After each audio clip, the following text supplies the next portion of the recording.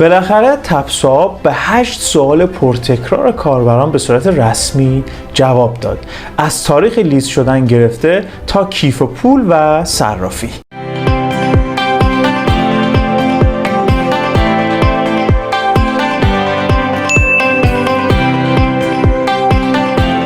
درود دوستان نازنینم، یاشار هستم و شما چنل آرتیم یاش تریدر رو دارید می‌بینید، دانشگاه ارز دیجیتال و فارکس. قبل از هر چیز اگه کاربر جدید دنیای ارز دیجیتال و فارکس هستی یا علاقمند به سرمایه‌گذاری در دنیای ارز دیجیتال و فارکس به صورت هولد و ترید هستی، چنل خیلی خوبی رو پیدا کردی. پلیلیست دانشگاه ارز دیجیتال خیلی میتونه به شما کمک بکنه، به خاطر اینکه هر آنچه که شما نیاز داری از ساده ترین مطالب و تا پیچیده ترین ابزارها، از کیف پول گرفته تا صرافی، برای شما تو این پلیلیست قرار دادم و میتونه تو این مسیر بسیار به شما کمک بکنه. همچنین پلیلیست منتورشیپ پرایس اکشن پیشرفته آرتم میتونه تو امر ترید بسیار میتونه به شما کمک بکنه به روش تدریس FSCM. اگه علاقه‌مند هستی تو این مسیر منتور بشی و تمرینات شما به صورت خصوصی مورد بررسی قرار بگیره، 14 ماهه که دوره پرایس اکشن پیشرفته RTM به صورت رایگان و به صورت استعدادیابی در حال برگزاری RTM یاش تریدر 1 میتونید PM بدید، ثبت نام بکنید، مشاوره رایگان بگیرید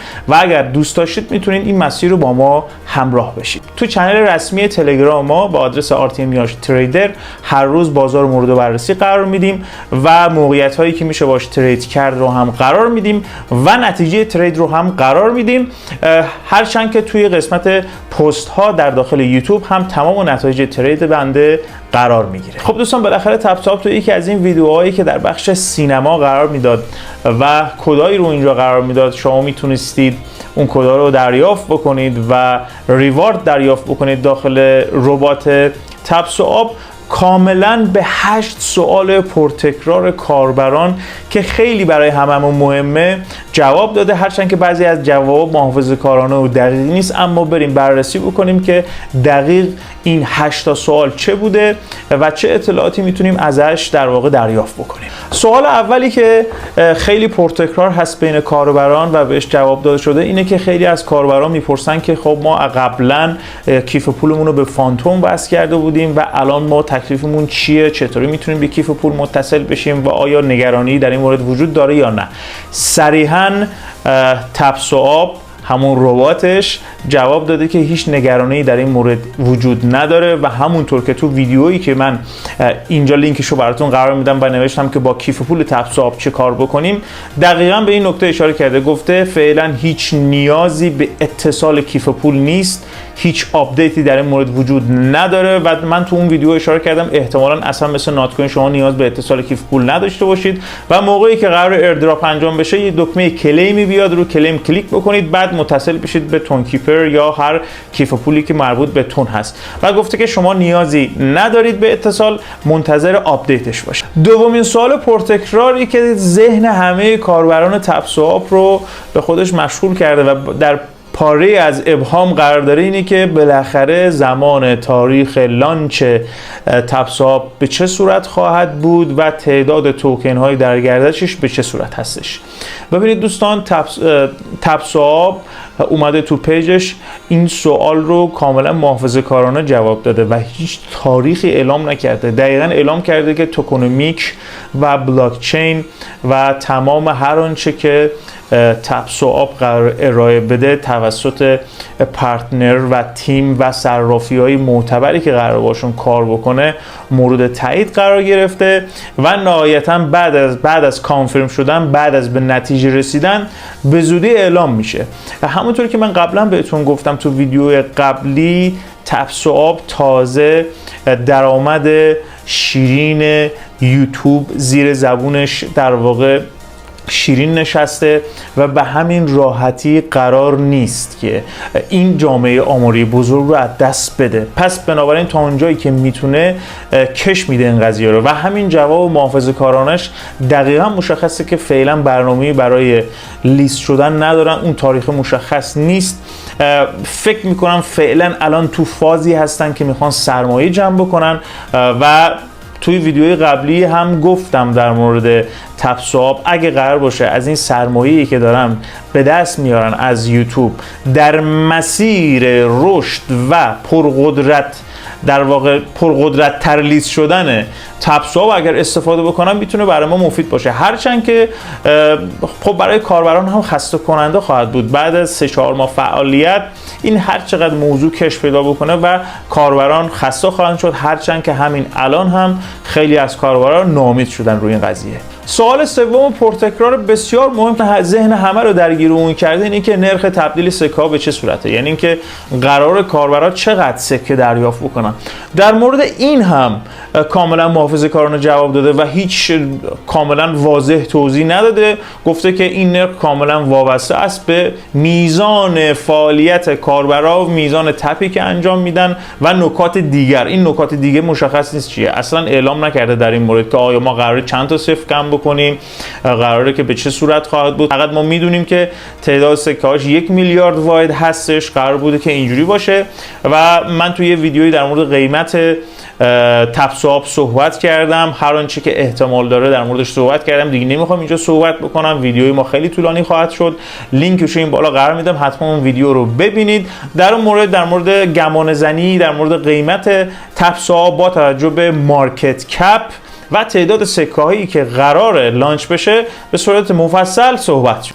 در همین سوال سوم در مورد اینکه قراره در چه کیف پولی هم لانچ بشه هم سوال شده و به صورت واضح صحبت کردن که ما روی بلاکچین تون خواهیم بود و کیف پول تون کیپر و هر کیف پولی که ارز تون رو ساپورت بکنه. و سوال بعدی مهمی که بهش پاسخ داده شده اینه که قراره ما تو چه پلتفرمی لیست بشیم. منظور پلتفرم منظور هم که مثلا در چه صرافی قراره لیست بشیم.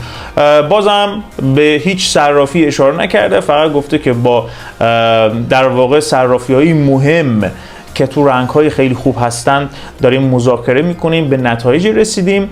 گفته که کامیونیتی رو دنبال بکنیم، به محض اینکه آپدیت جدیدی بیاد به صورت رسمی اعلام می‌کنیم که قراره تو چه پلتفرمی لیست بشیم. اما ظاهرا مشخصه که با صرافی‌های حداقل توی رنک 10 تای اول دنیا قرار گرفتن، با اونا دارن صحبت می‌کنن که دارن به نتیجه میرسن که نهایتاً به صورت رسمی اعلام بشه.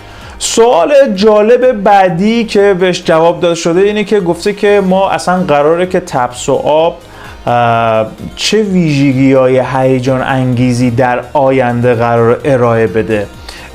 جوابی که به این سوال داده شده گفته که ما هر تپی که در این بوت انجام میدیم به یک هدف هیجان انگیز قراره در واقع انجام بشه و گفته که ما در آینده 100% ویژگی‌های خارق‌العاده و ویژگی‌های هیجان انگیزی ارائه خواهیم داد. خب ما میدونیم تپساب یکی از اهداف اصلیش تبدیل شدن به یک صرافی غیر متمرکز خواهد بود که میتونه در آینده خیلی رشد خوبی داشته باشه. خب همونطور که میدونید اکثر صرافی‌های غیر متمرکز ارزششون واقعا رنگ‌های خیلی خوبی دارن و تپساب هم میتونه تو اون رنگ‌ها قرار بگیره، مثل یونی سواب و پنکیک سواب. اینا ارزششون الان ببینید واقعا تو رنگ‌های خیلی خوبی هستن، رشدهای خیلی خوبی کردن.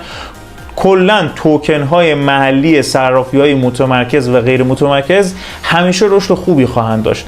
اگر تپساب بتونه تبدیل بشه به یک صرافی غیر متمرکز موفق با حجم معاملات بالا، میتونه توکنش رشد خیلی خوبی داشته باشه. بنابراین دوستان توی فروش این توکن ها خیلی عجله نکنید، یکم حرفه‌ای‌تر عمل کنیم. تو ایردراپ ها عام مردم به محض اینکه لیست میشه فکر میکنن باید سریع برن بفروشن که سریع به پول تبدیل بشه، وگرنه این عرضه از دست میره. اما اینجوری نیست دوستان، شما باید صبر بکنید، یه نقطه خروج خیلی خوبی پیدا بکنید. با توجه به اینکه ما به بولران داریم نزدیک میشیم و قراره که بازار در آینده یک رشد خیلی خوبی داشته باشه و بیت کوین بره بالای $100,000، صبر کنید. عرضه وقتی لیست شد 100% در فاصله زمانی مناسب رشد خیلی خوبی خواهد داشت، با توجه به بولرانی که در بولرانی که پیش رو خواهیم داشت. من همیشه سعی میکنم بازار رو مورد بررسی قرار بدم، هم توی کانال تلگراممون هم داخل همین یوتیوب. سعی میکنم که چارت ارز، خب اگر لیست بشه خب 100% چارتش میاد بالا، هرچند که در اوایلش یکم تحلیل پذیر نخواهد بود، اما سعی میکنم که نقطه ورود و خروج خوبی داشته باشیم. و نکته‌ای که من همیشه گفتم تو ایردراپ یکی از روش‌هایی که میشه توش سود کرد اینه که علاوه بر اینکه این تعداد سکه‌ای که به ما ایردراپ میشه توی نقطه خوب مقداری از اون ارز رو حتی بخریم، چون وقتی که لیست شده خیالمون راحته و اگر از عملکرد موفق اون ارز اطمینان داشته باشیم میتونه رشد خیلی خوبی داشته باشه و سود خیلی خوبی بکنیم. در واقع به این کار میگن هولد کردن.